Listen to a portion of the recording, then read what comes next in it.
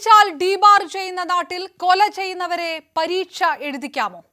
10ാം ക്ലാസ്സുകാരൻ ഷഹബാസ് എഴുതേണ്ട പരീക്ഷ അവനെ ഇല്ലാതാക്കിയിട്ട് ആ 5 പേരും എഴുതിയത് ശരിയാണ്. ചോദ്യങ്ങൾ അലയടിക്കുകയാണ് സമൂഹ മാധ്യമങ്ങളിൽ, തെരുവുകളിൽ വിദ്യാർത്ഥി സംഘടനകളുടെ പ്രതിഷേധം. പരീക്ഷ എഴുതിപ്പിക്കുന്നത് മരിച്ച കുട്ടിയുടെ പിതാവ് പറയുന്നത് പോലെ അനീതിയാണെന്ന് പക്ഷേ നിയമ സംവിധാനങ്ങൾക്ക് പറയാൻ കഴിയാത്തത് എന്തുകൊണ്ടാണ്? ഭരിക്കുന്നത് പൊതുബോധമല്ല, നീതിബോധം തന്നെയാണ്. ബന്ധുക്കളെ പോലെ വൈകാരികമായി പ്രതികരിക്കാൻ നിയമത്തിനും നീതിക്കും കഴിയില്ല. ബാലനീതി നിയമത്തിലെ വകുപ്പുകൾ കുട്ടികളെ കൂടുതൽ ക്രിമിനലുകളാക്കാൻ സൃഷ്ടിച്ചതല്ല, അവരെ തിരുത്താനുള്ളതാണ്. ആ നിയമം നൽകുന്നത് കുട്ടികൾക്ക് ജാമ്യത്തിനുള്ള അർഹതയും പഠിക്കാനുള്ള അർഹതയും ഒക്കെയാണ്.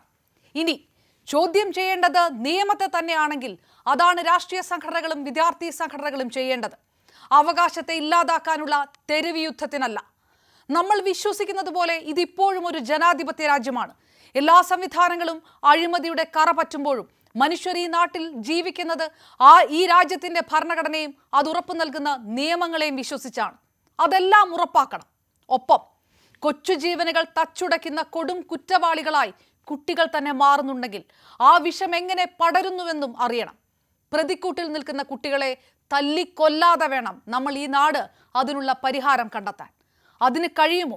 സമന്വയത്തിലെത്താതെ ചർച്ച ചെയ്ത് ഇപ്പോഴും പോരടിക്കുന്ന ഭരണപക്ഷത്തിനും പ്രതിപക്ഷത്തിനും ഈ നാട് എന്ത് പരിഹാരം കണ്ടെത്തും?